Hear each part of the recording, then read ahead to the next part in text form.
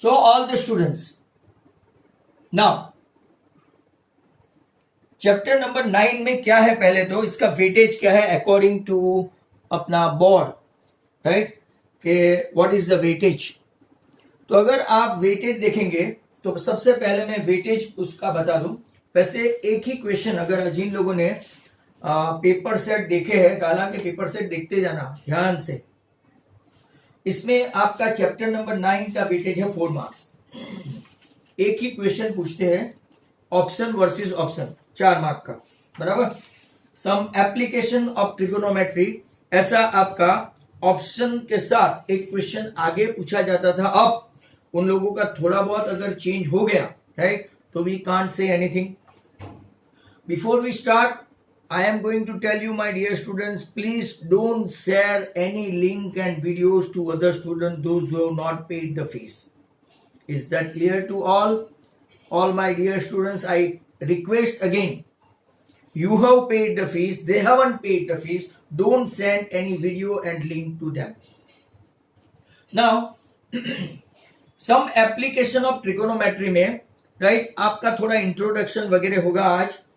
तो in the previous chapter you have studied about trigonometry ratio, सबको याद होगा, sin 30, sin 60, sin 90, राइट, और sin 45 like cos, right, tan, cot, cosec and sec, ये सब आपने ऐसा सुना होगा। या तो आपने टेबल बनाना भी आपको आता है, नहीं आता है तो ट्रिगोनोमेट्री में जाके, राइट, आप वो टेबल कैसे बनाते हैं वापस देखो, वो चैप्टर हमने फुल फ्लैश बहुत बार किया है। In this chapter you will be studying about some ways in which trigonometry is used in the life. लोग ऐसा बोलते हैं, स्पेशली कॉमर्स वाले हैं, तो ऐसे भाई ट्रिगोनोमेट्री में साइन कॉस का लाइफ में क्या काम, तो कि भाई ब्रिज बनाते हैं, राइट, या तो सड़कें बनाते हैं, तब वो लोग 9 एंगल सेट करते हैं, लेवलिंग सेट करते हैं, राइट, 90 का एंगल बनाते हैं। तो यहाँ पे अगर आप लोग बोलेंगे तो, राइट, उसका बराबर इस्तेमाल करते हैं, साइन का, कॉस का, टेन का, कॉट का, ये सब का, राइट, प्रॉपर यूज करके they are preparing it, and that what we call height and distance, बराबर। तो generally you have prepared chapter number 8 all that well, trigonometry and its ratio, so its need to arose in astronomy as well, जो आपने chapter number 5 SS में देखा था, astronomy and astrology. तो astronomy heavenly bodies में भी, right, यहां से ये डिस्टेंस मेजर करते हैं, light year and this and that, तो कहां से आया, तो I think that height and distance of trigonometry ratio से, राइट, इन लोगों ने डिसाइड किया। Since the astronomer have also used it, right, for example, for instance, to calculate distances from earth to the planet and star. तो भाई इतने सारे Galaxy, galactic distance उन लोगों ने कैसे फाइंड किया, तो कोई मेजर टैप लेके थोड़ी गए थे, बराबर, कि भाई ये चलो मेजर टैप लेके जाओ और मेजर करो। वो तो एक बड़ा सा टावर भी आप मेजर टैप से नहीं कर सकते। इनफैक्ट ऐसी हाइट का रेशियो बनाने के लिए trigonometry ratios are used, right. Generally ये नेविगेशन, ज्योग्राफी, आप लोग अगर नेविगेशन कंपास वाला देखते हैं, ये सब में भी इसके रेशियो का इस्तेमाल होता है। Thus, knowledge of trigonometry is used to construct maps, determine the position of island in relation to the longitude and latitude as well. बराबर। अब अगर आपके पास टेक्स्ट बुक है तो टेक्स्ट बुक खोले और इसमें आप वेटेड लिख दे एट प्रेजेंट 4 मार्क्स, बराबर। फिर नया कुछ ऐसा अपडेट आएगा तो मैं आपको बताते जाऊंगा। Surveyors have used trigonometry for centuries, and one such large surveying object 19th century was the Great Trigonometry Survey of British India, for which the 2 largest ever theodolites, आप लोग अगर फिगर में देखो, एक थियोडोलाइट बताया है कि दूर से आप लोग इसको पूरा घुमा के अंदर देख के और दूर का डिस्टेंस देख सकते हैं, like wise binocular, what you से, बट ये बाइनोक्यूलर नहीं है। Great trigonometry survey of British India, for which the 2 largest ever theodolite were built. During the survey in 1852, right, highest mountain in the world, आपको पता है mount Everest, from a distance of over 160 kilometre, ये metre में नहीं है, centimetre में नहीं है कि मेजर टैप लेके मेजर करो, right, 160 kilometre, the peak was observed from 6 different stations, अलग अलग स्टेशन से। आप रास्ते में जाते हो ना, कई लोग ऐसे जो थियोडोलाइट जैसा एक लेके खड़े रहते हैं, वैसे यहाँ पे उन लोगों ने first time in 1856 this peak was named after sir George Everest, वो माउंट एवरेस्ट बना, बराबर, ये भी एक हिस्ट्री है. Who had commissioned and first used the giant theodolite? See the figure alongside. आप लोग देख सकते हैं बाजू में. It is nothing but a surveying instrument which is based on the principle of trigonometry itself and is used for measuring angles with rotating telescope. Telescope होता है rotate कर करके उसको डिस्टेंस ऐसा कर करके वो मेजर करते हैं. Right? The theodolites are now on display in the Museum of the Survey of India in Dehradun. If you supposed to see, आपको ये देहरादून में मिलेंगे. अब in this chapter, what we are going to study, right? तो we will study the trigonometry ratio utilize करते हैं. और फिर अगर आप लोगों ने थोड़ा ट्रायंगल का अगर आपको याद है तो एक 6 मीटर की वॉल थी और आपका एक लेडर था 6.5 का और आपको डिस्टेंस फाइंड करना था. ऐसे दो साइड देंगे तो एक साइड फाइंड कर सकते हैं. दो साइड से हम लोग एक एंगल भी फाइंड कर सकते हैं. अगर एक राइट एंगल हुआ तो राइट एंगल ही आपके सिलेबस में है. मतलब कि हम लोग वेरियस वे राइट हम लोग फाइंड कर सकते हैं. अगर आप मान लो कि आपके 7th फ्लोर, आप अगर अपार्टमेंट में रहते हो, 5th floor, 6th floor, 7th floor की बालकनी में हो, बराबर, वहां से आप नीचे देखते हो तो अगर आपने ऐसा देखा तो उसको बोलते हैं कि हम लोग अपनी आंखों का विजन नीचे की ओर देखते हैं. अगर आप नीचे हो फर्स्ट फ्लोर पे या तो आप ग्राउंड फ्लोर पे हो और ऊपर की ओर देखते हो तो इसको हम लोग क्या बोलेंगे कि भाई ये आपकी जो विजन है उससे आप एंगल ऊपर देख रहे हो. मैं आपको समझाऊं कि what is angle of elevation and what is angle of depression. अब यहां से आपको जो ये देखना है ना, दैट इज क्वाइट इंपॉर्टेंट. आपका चैप्टर यहां से ही स्टार्ट होता है. से फॉर एग्जाम्पल, राइट, ये आपका एंगल हॉरिजॉन्टल रे है. दिस इज योर रे, राइट, आपका रे है. यहां से अगर ऑब्जेक्ट आपका ऊपर की ओर है तो अगर आप लोग देखो तो यहां पे एक एंगल बनता है. आप यहां पे आपका हॉरिजॉन्टल विजन, हॉरिजॉन्टल रे ये है. आप ये ऑब्जेक्ट को ऊपर देखते हैं. मतलब जो स्टडीड इन संकेत स्टडी सेंटर या तो अपने अपने अपार्टमेंट में से ऊपर देख रहे हो. आप मान लो जो संकेत स्टडी में पढ़ते हो अपना नीचे का ये है, बराबर. आप ऊपर की लॉबी में यहाँ देख रहे हो, राइट, कॉरिडोर या तो लॉबी में सर खड़े हैं और आपको राइट ऐसा कुछ पूछ रहे हैं कि भाई कल छुट्टी है कि नहीं. आप नीचे से, तो आपने नीचे से ऊपर देखा तो यहाँ पे आप लोग देखो तो एंगल आपका ऊपर की ओर आया, राइट. ये जो एंगल हुआ उसको बोलते हैं angle of elevation. Angle of elevation. अब मान लो सर की बात करते हैं. सर यहाँ पे खड़े हैं, ऊपर ये कॉरिडोर है और आप नीचे ग्राउंड फ्लोर पे है और सर आपको बताना चाहते हैं yes I am not feeling well, tomorrow you have got a holiday. तो वो ऊपर से नीचे ऐसा देखेगा. तो ये जो एंगल हुआ वो कौन सा हुआ? Angle of depression.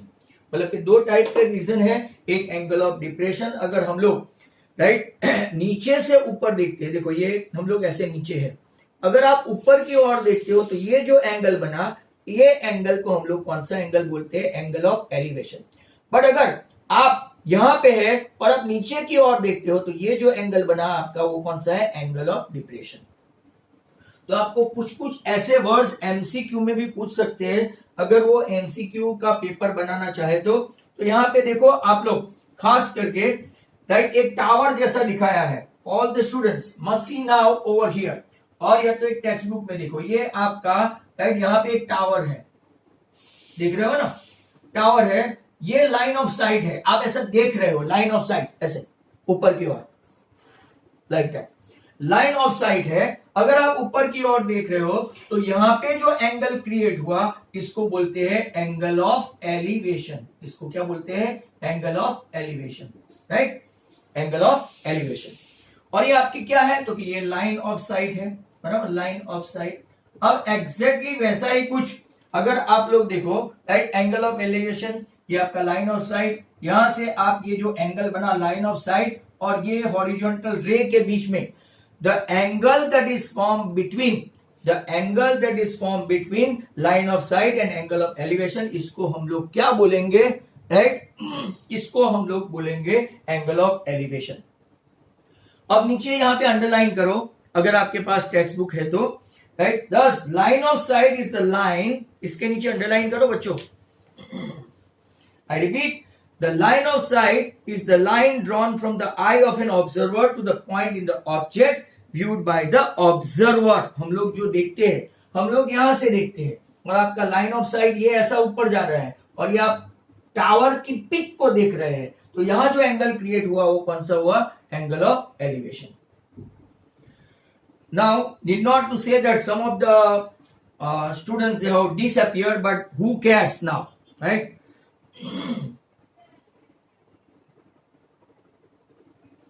Now, I do know. That's why I told you. बारिया निहारिका, पहले यहाँ पे फोकस करो. मैंने पहले आगे सब लेक्चर बता दिया है. 30% एमसीक्यू में सिर्फ एमसीक्यू नहीं ऑब्जेक्टिव्स होंगे, बराबर. So, line of sight is the line drawn from eye of an observer to the point of object viewed by the observer. Line of sight. The line of sight is the line drawn from the eye of the observer to the point in object viewed by the observer. Angle of elevation of the point. इसके नीचे underline करो. ऐसा आपको 1 mark में अगर summary में देखोगे पीछे के पेज पे तो आपको मिलेगा. तो angle of elevation of the point viewed, angle form by the line of sight and horizontal ray. Angle form by the line of sight and horizontal vision, इसके बीच में जो एंगल है इसको हम लोग कौन सा बोलेंगे? Angle of elevation. जैसे कि हम लोग पतंग उड़ा रहे हैं, राइट? यहां पे मान लो कि काइट है, राइट, और आप यहां पे हैं, तो ये आपका हुआ एंगल ऑफ एलिवेशन. अब जरा ध्यान से दूसरा देखो, angle of depression. Don't come to a depression, right? तो एंगल ऑफ डिप्रेशन में एक लड़की टावर पे है, तो आपका हॉरिजॉन्टल रे, यहां पे वो लड़की है, ये हॉरिजॉन्टल रे है, बराबर. यहां पे देखो जो एंगल बना, ये लाइन ऑफ साइट, ये हुई लाइन ऑफ साइट. कौन सी हुई? Line of site. ये आपकी लाइन ऑफ साइट हुई, बराबर. यहां पे आपका ऑब्जेक्ट है, तो ये जो एंगल क्रिएट हुआ, angle created between line of sight and horizontal ray, if it is downward by the viewer, या तो ऑब्जेक्ट इज डाउनवर्ड या तो below the horizontal line, then this angle is said to be angle of depression, right? This angle is said to be what? Angle of depression. तो now, right, this kind of angle, 2 angles only. आपको एक angle of depression और angle of elevation. आपको 2-3 चीज का खास ख्याल रखना है. एक लाइन ऑफ साइट, एक ये विजन, रे विजन, या तो हॉरिजॉन्टल लाइन, हॉरिजॉन्टल रे, यहां पे भी है हॉरिजॉन्टल रे.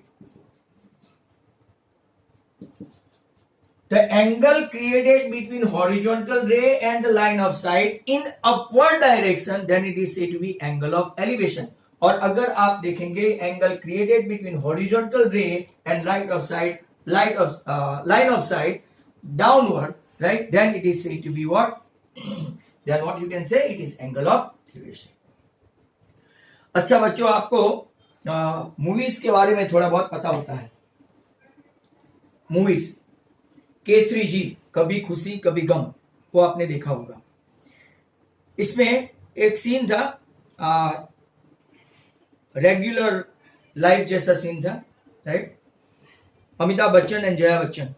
अगर आप देखें तो जया बच्चन की हाइट 4 फीट 11 इंचेस और Amitabh Bachchan 6 feet 3 inches, right? ऐसा कपल है ये. अब उसको टाई बांधनी है, तो ये तो घर पे ही है, बराबर. मतलब कि ये डेमो वो लोग घर के भी कर सकते हैं. तो सोचो, इसका इमेजिन करो कि जब अमिताभ बच्चन टाई बंधवा रहा है, राइट, उसकी वाइफ से, तो ऐसे देखेगा नीचे. वो इसकी रे ऑफ विजन क्या है? देखो, ये रे ऑफ विजन है, आपको दिखता है ना सबको, ये रे ऑफ विजन है. और वो नीचे जया बच्चन को ऐसे नीचे देखेगा, नीचे. हेलो, आपको दिखाई देता है? आज क्या खाना पकाओगी, राइट? तो वो ऐसे नीचे की ओर देखेगा. तो ये आपका, राइट, लाइन ऑफ साइट नीचे है और आपका लाइन ऑफ साइट नीचे है. मैं वापस से बता दूं, ये आपका हॉरिजॉन्टल रे है और लाइन ऑफ साइट नीचे है. और जया बच्चन नीचे खड़ी है. ये जो एंगल क्रिएट हुआ बिटवीन द हॉरिजॉन्टल रे and the line of site, ये आपका एंगल ऑफ डिप्रेशन हुआ. On the contrary, Jaya Bachchan, right, ऐसा करके ऊपर देख के टाई बना रही है, ऐसा, बराबर. तो उसका देखो रे ऑफ विजन ऐसा है, उसके ऊपर उसको एंगल बना ऐसा, राइट। ये जो एंगल बना इसको हम लोग क्या बोलते हैं, एंगल ऑफ एलिवेशन। वो था अमिताभ बच्चन, जया बच्चन को नीचे दिख रहा है वो एंगल ऑफ डिप्रेशन, और जया बच्चन राइट जो छोटी है हाइट में वो ऊपर ऐसे देखेगी अमिताभ बच्चन को, तो वो एंगल जो बना हुआ कौन सा हुआ, angle of right elevation. Jaya Bachchan का angle of elevation, Amitabh Bachchan का angle of depression. In short अगर ये भी समझ में नहीं आया तो वापिस से बता दो, हॉरिजॉन्टल रे जो है वहां से हम लोग नीचे की साइड ऑब्जर्व करते हैं, लाइन ऑफ साइड के साथ जो एंगल बना हुआ एंगल ऑफ डिप्रेशन, और राइट यहां से ये जया बच्चन वाला, ये अमिताभ बच्चन वाला, line of side Amitabh Bachchan यहाँ है, जया बच्चन यहाँ है, तो ये जो एंगल क्रिएट हुआ इसको हम लोग कौन सा बोलेंगे, angle of right elevation, angle of depression. अब मैं आपको फिर बात, बच्चे बार बार पूछते हैं राइट, हार्डली 8 और मिनट्स टू गो, कि यहाँ पे सर कितना सिलेबस है, रिड्यूस कोर्स क्या है। तो जो लोग रिड्यूस कोर्स के ही इंटरेस्टेड है वो खास सुनो, 1, 2 and 3 illustration and 1 to 6 question, बस 1 to 5 इनफैक्ट। ध्यान से सुनो, those who are interested in reduce syllabus, मैं चलाऊंगा पूरा चैप्टर, जिसको बाद में उड़ जाना हो उड़ जाए, बराबर। आई रिपीट, कितना कितना है, 1, 2 and 3 इलास्ट्रेशन, और आपके 9.1 तो एक ही एक्सरसाइज है फिर भी 9.1 लिखा है राइट, तो वहां पे 1, 2, 3, 4, 5, 6, और जहां जहां मैंने अंडरलाइन करवाई है बच्चों को खास देखते जाना, because right they are going to ask some value based question, they are going to ask from value based question from text book, जहां पे ब्लू टिक या तो ब्लैक बोल्ड लेटर में लिखा हो वो। तो बिफोर वी स्टार्ट राइट, वापिस हम लोग नीचे समरी वाले पे जाते हैं, क्योंकि इसका एक्सप्लेनेशन की समरी इतनी ही है। तो वहां पे आप लोग देखो तो लाइन ऑफ साइट क्या है, तो line of sight is the line drawn from the eye of an observer to the point in the object viewed by the observer, ये है आपका लाइन ऑफ साइट। दूसरा एंगल ऑफ एलिवेशन, जो अभी अभी आपको अमिताभ बच्चन और जया बच्चन का एग्जाम्पल देखे बताया, ये जया बच्चन वाला है। Angle of elevation of an object viewed is the angle formed by the line of sight with the horizontal when it is observed horizontal level, the case when we raise our head, to look at the object। Amitabh Bachchan जब जया बच्चन जब अमिताभ बच्चन को देखती है तो इसका head arise होगा, और एक हॉरिजॉन्टल रे और ये हेड अराइज के बीच में जो एंगल क्रिएट हुआ right, that angle is said to be angle of elevation.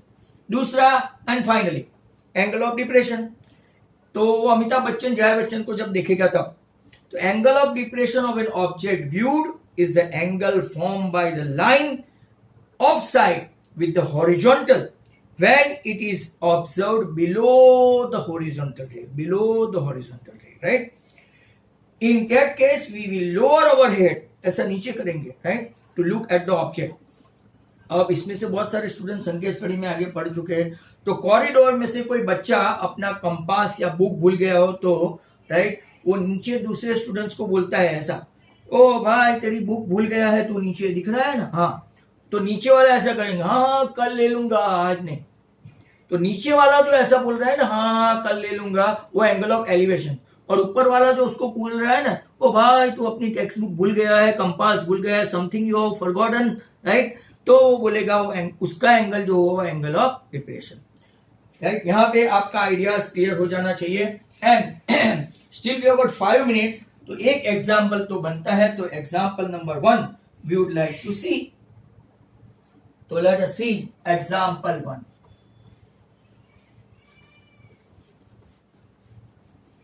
Now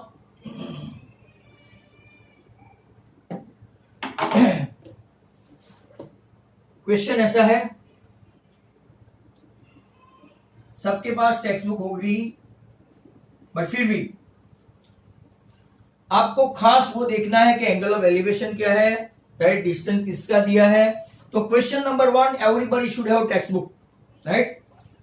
a tower stands vertically on the ground, वो लोग राइट एंगल दे के नहीं दिया आपको, राइट एंगल ही सिलेबस में है, ये टावर है और ऐसा वो जमीन पे हॉरिजॉन्टली खड़ा है, मतलब के वर्टिकली खड़ा है, मतलब कि वो एंगल बनाएगा राइट, इसके साथ 90. Tower stands vertically on the ground from A point on the ground. देखो यहां पे एक पॉइंट है ग्राउंड के ऊपर, ये ग्राउंड है, flat ground. From the point on a ground which is 15 metre away from the foot of the tower. आपको क्वेश्चन पूरा पढ़ना पड़ेगा. ये फुट ऑफ द टावर कौन सा है? तो ये फुट ऑफ द टावर है. यहां से ये जो पॉइंट ऑन द ग्राउंड कितना है? तो 15 मीटर अवे. कितना? 15 metre away from the foot of the tower. Angle of elevation of the top of the tower. ये जो आदमी है वो यहाँ पे है. एंगल ऑफ एलिवेशन उसने ऐसा बताया है, ये एंगल ऑफ एलिवेशन है. तो एंगल ऑफ एलिवेशन कितना है? Found to be 60. ये कितना हो गया? 60. Right. Find the height of the tower. तो आपको सब रिप्रेजेंट करना है ऐसा. राइट. तो यहाँ पे कोई सिर्फ ए बी ही लेते हैं. तो A B is nothing but, right, height of the tower. ऐसा सब लिखना पड़ेगा. हाइट ऑफ द टावर बराबर 3 मार्क का पूछ सकते हैं. ऐसे छोटे छोटे क्वेश्चन जो बड़े बड़े हैं वो 4 मार्क के, बट बड़े तो निकाल दिए हैं. राइट.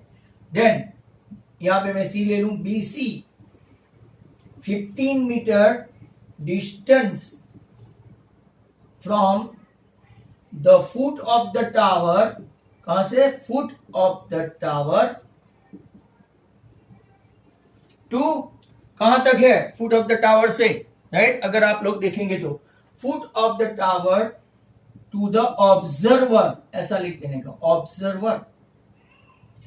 हमको एसी की जरूरत नहीं है, बट मेजर एंगल बी आपका 90 और मेजर एंगल सी आपका 60.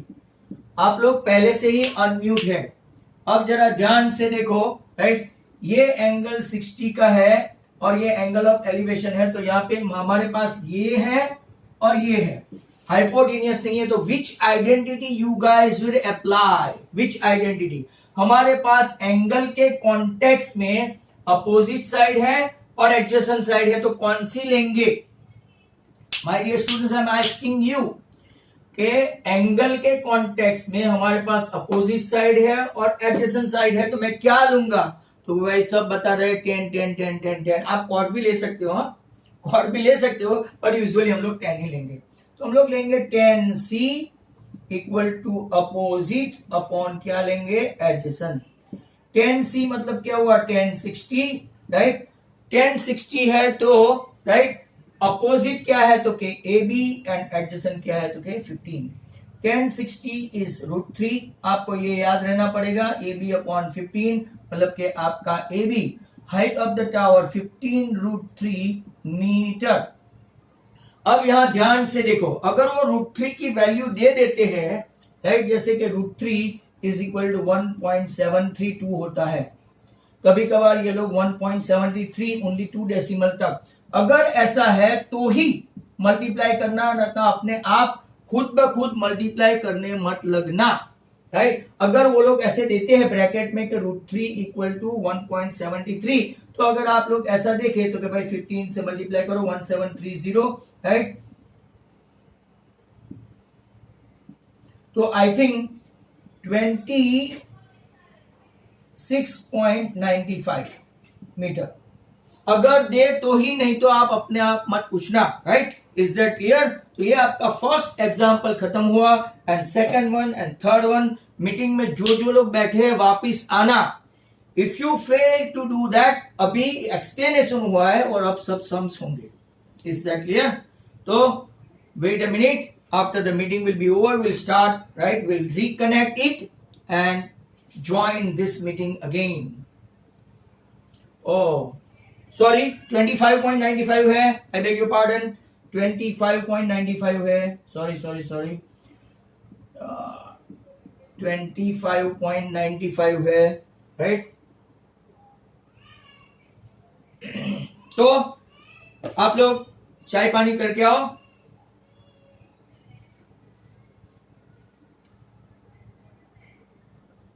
तो let's start the second example और फिर हम लोग टेक्सचुअल के ऊपर जाएंगे.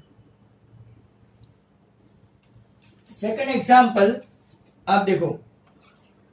N electrician has to repair an electric fault on the pole of height 5 metre.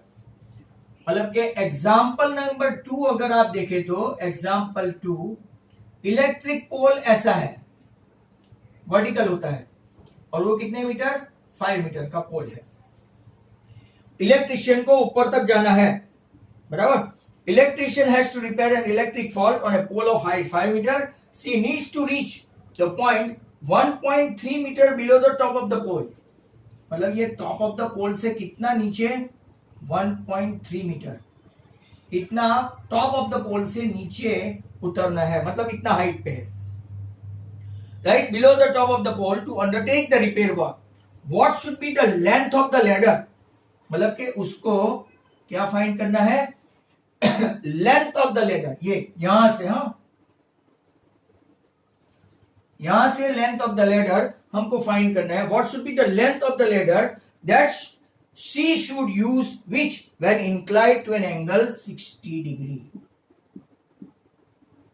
कितना डिग्री, 60 तो horizontal, would enable her to reach the required position. Also, how far from the foot, ये भी पूछा है और ये भी पूछा है, यही इसकी स्पेशलिटी है, राइट, अगर आप देखेंगे तो। और यहां पे अगर आप लोग देखें तो जो मैंने पहले में लिया था वो दूसरे में उन लोगों ने √3 = 1.73 ले लिया है। अब मैं यहां से A, B, C और इसको मैं D ले लेता हूं, बराबर। जरा ध्यान से बच्चों देखते जाना, राइट। हमको अगर ए बी डिस्टेंस निकालना है, ए बी, तो पूरा डीबी माइनस क्या करेंगे, एडी। पूरा डीबी कितना है, तो क्या 5 मीटर का पूरा डीबी, राइट, कितना है 5 मीटर। ये पूरे डीबी में से एडी को माइनस करो तो आपका कितना आया, राइट, 1.3 माइनस किया तो 3.7 मीटर का ये सिर्फ ए बी, यहां तक उसको, राइट, सी डी ऐसे खींच के ले जानी है, बट हमको दो चीज फाइंड करनी है। अब आपको यहां पे थोड़ा रीजनिंग एंड लॉजिक लगाना पड़ेगा दो चीजों के लिए। मैं आपको सब लिख देता हूं, A B = 3.7 metre, B C, right, horizontal distance, कौन सा distance, horizontal distance from foot of the pole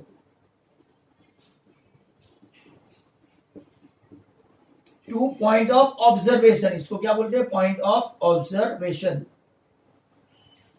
and AC, length of ladder,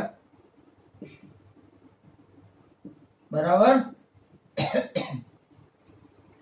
सब कुछ सिस्टमैटिक लिखने का, मेजर B 90, मेजर C 60। अब जरा ध्यान से देखो ऑल द स्टूडेंट्स, बराबर। अगर आप लोग देखेंगे ये 60 है, अगर हमको ये साइड फाइंड करनी है, मैं वापस बच्चों को पूछ रहा हूं, if I want to find out the horizontal distance, my dear students, which identity should I use. Hypotenuse is when hypotenuse is not in the picture, you should go for 10 or cot. You should go for 10 or cot. When hypotenuse is not in the picture, I repeat, when hypotenuse is not in the picture, we are talking about this angle and this two side. We are talking about this angle and this two side, तो tan और cot. But when hypotenuse will come in the picture, या तो आप sin लो या तो आप cos लो, बराबर। चलो ठीक है, पहले tan C = opposite upon adjacent। tan C मतलब कि tan 60। आपका AB कितना है, तो क्या 3.7। BC we are not knowing। tan 60 आपका है √3, 3.7 BC, तो आपका BC आ गया 3.7 अपॉन √3। √3 की वैल्यू उन लोगों ने दे रखी है 1.73, बराबर। इसका कैलकुलेशन बाद में करते हैं BC का। अब यहाँ पे सेम दूसरा देख लेते हैं, हमको लेंथ ऑफ द लेडर भी फाइंड करना है। तो हमारे पास अभी देखो सॉरी 60 है, अपोजिट साइड है और हाइपोटेन्यूज है, तो which identity will use, which identity will use, yes नीचे लिखा है या तो साइन या तो कोसेक, तो के साइन 60 साइन C, अपोजिट मतलब AB और हाइपोटेन्यूस मतलब AC। sin 60 equal to, right, आपका AB क्या है 3.7 और AC क्या है, तो we are looking for sin 60 है आपका √3/2, तो आपका AC आएगा 3.7 इंटू 2 7.4, इसके नीचे √3। चलो सब बच्चे होशियारी है, इतना कैलकुलेशन मुझे करके बताओ। 3.7 जो है उसके नीचे 1.73 और 7.4 है इसके नीचे 1.73, आप मुझे कैलकुलेशन करके बता दो, राइट।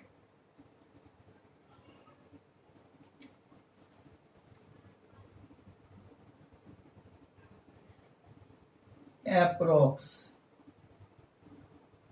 बराबर, और उसमें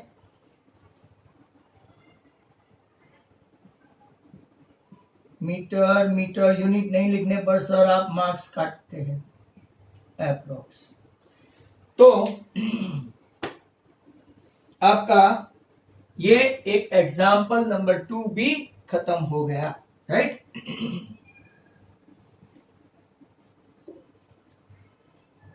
इसके बाद इन शॉर्ट में वापिस आपको की बता देता हूं कि आउट ऑफ 3 थिंग्स 3 साइड, अगर आपको 2 साइड बराबर ऐसा बता दे कि 2 साइड है, तीसरी साइड फाइंड करनी है तो पाइथागोरस से भी कर सकते हैं, पर ये लोग आजकल एक एंगल और एक साइड देते हैं, जिसके due to that you can find either base of that, height of that, या तो लेंथ ऑफ दैट। कभी कभार अपने टेक्स्ट बुक में ऐसे है कि नहीं पता नहीं, ऐसा भी पूछते हैं, कैसा कि 2 साइड दे देते हैं और जो एंगल है ना कि कौन सा एंगल क्रिएट किया है वो भी पूछ लेते हैं, तो you have to find out that also. तो यहां पे एग्जाम्पल 3 की ओर चलते हैं। एग्जाम्पल 3,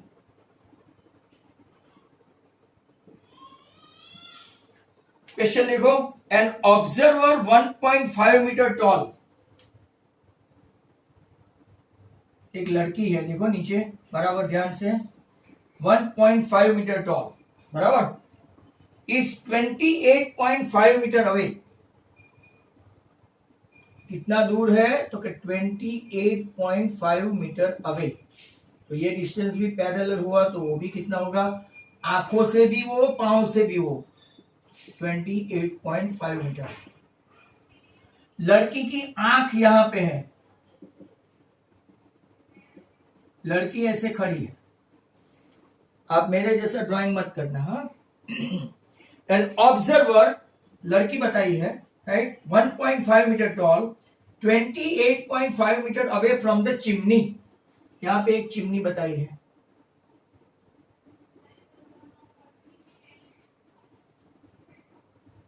और ये चिमनी का बेस बराबर।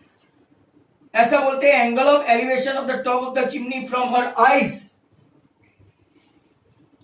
टॉप ऑफ द चिमनी, ये एंगल ऑफ एलिवेशन 45 है बराबर, 45। What is the height of the chimney, chimney की हाइट पूछी है पूरी बेस तक, तो यहां देखो ये A B C D और ये E बराबर, ध्यान से देखना, हाँ। अब देखो, हेलो, आप लोग देखेंगे तो ये भी 1.5 है, ये 1.5 है, तो ये भी 1.5 है, तो यहां पे लिखेंगे AB equal to CD equal to 1.5 metre बराबर। आपको ऐसे कॉर्नर ऑब्जेक्टिव क्वेश्चन पूछ सकते हैं कि अगर 40 कौन से एंगल के लिए दोनों साइड कॉन्ग्रुएंट होती है, तो क्या 45, क्यों, तो कि ये 90 है, ये 90 है, ये 45 है, तो ये भी कौन सा होगा 45। अगर एक ही ट्रायंगल में 2 45 हुआ तो वो आइसोसेलेस राइट एंगल ट्रायंगल हुआ। In a triangle, right angle triangle, if 2 angles are 45, right, तो वो आइसोसेलेस राइट एंगल ट्रायंगल हुआ। ऐसा क्वेश्चन 1 मार्क में पूछे एमसीक्यू में, right, for which angle both the side in right angle triangle are equal, तो के 45। तो अगर आप लोग देखेंगे तो यहां पे हम लोग, राइट, ये जो आपका डीई है, डीई वो कितना है तो के ढूंढेंगे। आपका एडी इक्वल टू बीसी जो है वो कितना है 28.5।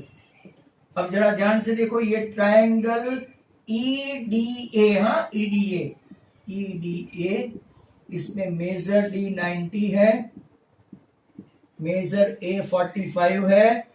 तो अगर मैं ऐसा ये लूं तो ईडी अपोजिट अपॉन एडजेसेंट, कौन सा आइडेंटिटी लेंगे, opposite upon adjacent, opposite upon adjacent, कौन सा आइडेंटिटी लेंगे भाई, नहीं बोलते हैं, ठीक है, tan A ED upon AD, ED आपका कितना है पता नहीं है, ढूंढने चले हैं।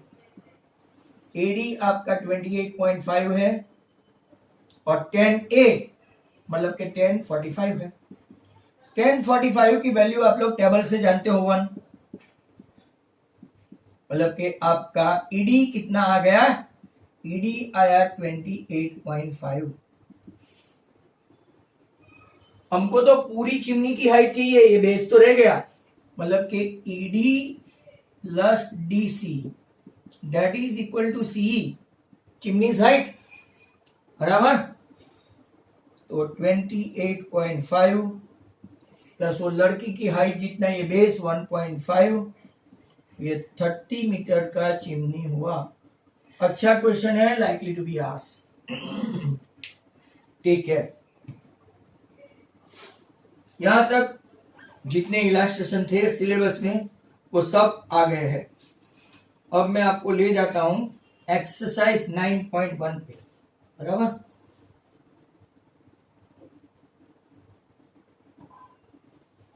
बस तो मान लो एक आध दो सम करेंगे एंड देन 6 o'clock खेल खत्म।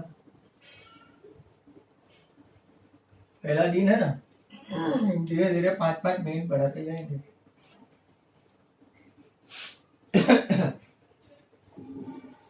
एक्सरसाइज 9.1, मेरे पास इसके एडिशनल सम बहुत है, बराबर। ये टेक्सचुअल खत्म करते ही हम लोग एडिशनल पर जाएंगे। एक्सरसाइज 9.1, इसका question number 1, a circus artist is climbing 20 meter long rope. Circus का आर्टिस्ट होता है ना, आप लोगों ने देखा होता है, वो ऐसे ऊपर चढ़ता है, सर्कस आर्टिस्ट। कितना, 20 मीटर, 20 मीटर ऊपर वो चढ़ता है, बराबर। विच इज टाइटली स्ट्रेच, ऐसा नहीं है लूज नहीं है, राइट, बीच में बिल्कुल भी लूज नहीं है। And tied from the top of a vertical pole, vertical pole पे यहां पे बांध दिया है, और दूसरा यहां पे ग्राउंड पे बांध दिया है, बराबर। Find the height of the pole, ये हमको फाइंड करना है, ए बी, बराबर। If the angle made by the rope with the ground level is 30 degree, चलो फाइंड। हम लोग क्या करते हैं, हॉरिजॉन्टल डिस्टेंस भी फाइंड कर ही लेंगे, बराबर। तो सब लिखते A B equal to, right, height of pole, good. AC 20 meter length, और अगर आप देखेंगे BC हॉरिजॉन्टल डिस्टेंस, जो पूछा नहीं है, दे हैव नॉट आस्क्ड, बराबर। हाँ, ये लोग तो फटाफट आंसर भी लाने लगे, निधि धड़ाधड़। अब देखो, हमारे पास ये है और ये है, मतलब के अपोजिट, और जब भी hypotenuse come into picture, opposite side हो तो साइन, एडजेसेंट साइड हो तो कॉस। तो मेजर बी 90, मेजर सी 30। अब लेंगे अपोजिट अपॉन, तो साइन सी, अपोजिट आपका ए बी है और वो ए सी है, तो के साइन 30। ए बी पता नहीं है और ए सी 20 मीटर है। खास याद रखो, साइन 30 एंगल हो तो हमेशा हाइपोटेन्यूस से वो हाफ आएगा। ये भी एक अच्छा वाला क्वेश्चन है, राइट? ये भी एक अच्छा वाला क्वेश्चन है, याद रखो। तो sine 30 is half, A B is 20, sorry A B is आपका आ गया 10 मीटर। तो हाइट ऑफ पोल जो पूछा था आ गया। अब जरा ध्यान से देखो, मैंने बीसीबी फाइंड करने के लिए बोला, तो एडजेसेंट आएगा cos C, BC upon AC, cos 30। BC हमको मालूम नहीं, एसी है 20, तो √3/2 इक्वल टू बीसी अपॉन 20, मतलब कि बीसी आपका आया 10√3 मीटर हो तो मीटर, बराबर। यहां पे भी सर मीटर लिखा है, ओके। नाउ अगर उन लोगों ने वैल्यू दे दी है तो ही दापण करने का, तो 17.3 मीटर। अगर वैल्यू 1.73 है तो, अदरवाइज नहीं। 100√3 मीटर कौन भाई? सार्थक सा 100√3, 10√3, एक जीरो ज्यादा डाल दिया भाई।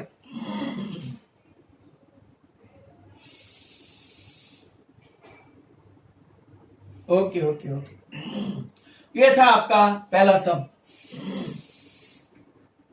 मस्ट हैव गॉट इजी, अच्छी तरह से समझ में आया होगा। Question number 2।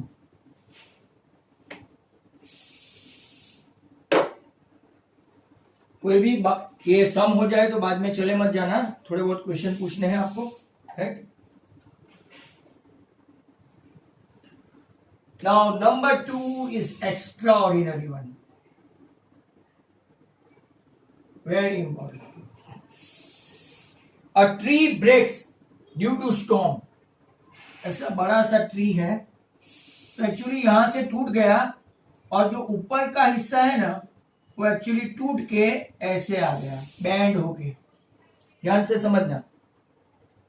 A tree breaks due to storm and broken part, ये जो ब्रोकन पार्ट है, बैंड्स, बराबर, bends and come down, top of the tree touches the ground making an angle 30 with the ground. The distance between the foot of the tree, ये foot of the tree है, right? इसको A लेते हैं, इसको B लेते हैं, इसको सी और इसको सी डैश, या तो इसको सी डैश और इसको सी, बराबर। Distance between the foot of the tree to the point when the top touches the ground is 8 meter. चलो फाइन, बराबर। Find the height of the tree, मतलब कि पूरी ट्री की हाइट फाइंड करनी है। मैं आपको ये सम बराबर समझा दूं और फिर आज का एक खात्मा। ऐसा ट्री होता है, बराबर, समझ में आ रहा है? ऐसा मुझे झुक के बैठना पड़ेगा, देखो ऐसा। अब यहां से ये ट्री टूट गया ना, तो यहां से टूट के पूरा सेपरेट नहीं हो गया, ऐसा बैंड हो गया, नीचे जमीन पे आ गया, बैंड हो गया, जमीन पे आ गया, तो ऐसा राइट एंगल बना। आपने देखा ऐसा राइट एंगल बना। तो ऊपर का पार्ट टूट के ऐसे ग्राउंड पे चला गया। ये आपका, ये जो है वो ग्राउंड है, ग्राउंड के साथ ये टच हो गया ऊपर का पार्ट, बराबर। Is that clear? पूरा ट्री था, यहां से बैंड होके पूरा यहां से अलग नहीं हो गया, ये पूरा एसी डैश पार्ट टच होके ऐसा आ गया, बराबर। तो अब मैं आपको यहां पे बताऊं, A B, AC dash is a broken part.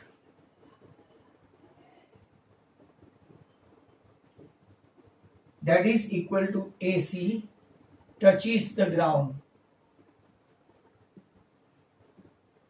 बराबर, दोनों सेम ही है। AB remaining part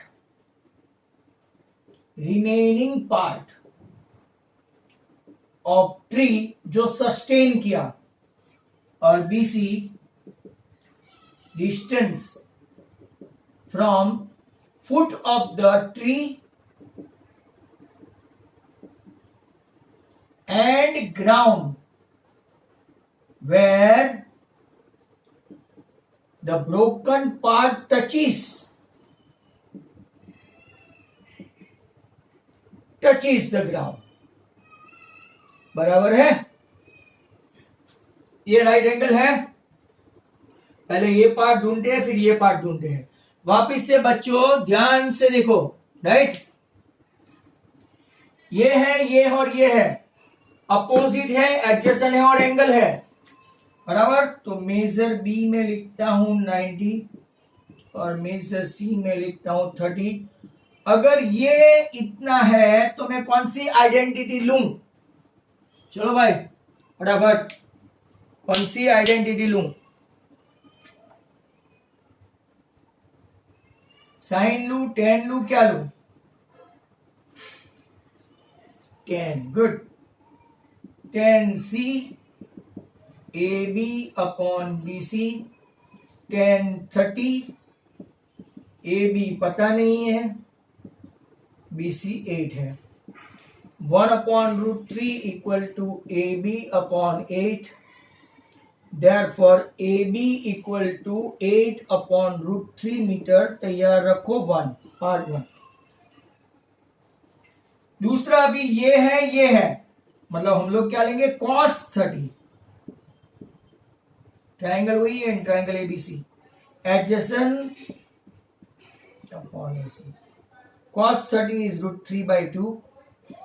बीसी अपने पास 8 है, एसी अपने पास नहीं है, तो AC इक्वल टू आया 16/√3 मीटर. अब जरा ध्यान से देखो, ये पार्ट और पूरे ट्री की हाइट मांगी है, ब्रोकन ट्री की नहीं. Not of A broken tree, not of A broken tree. Mind well. Right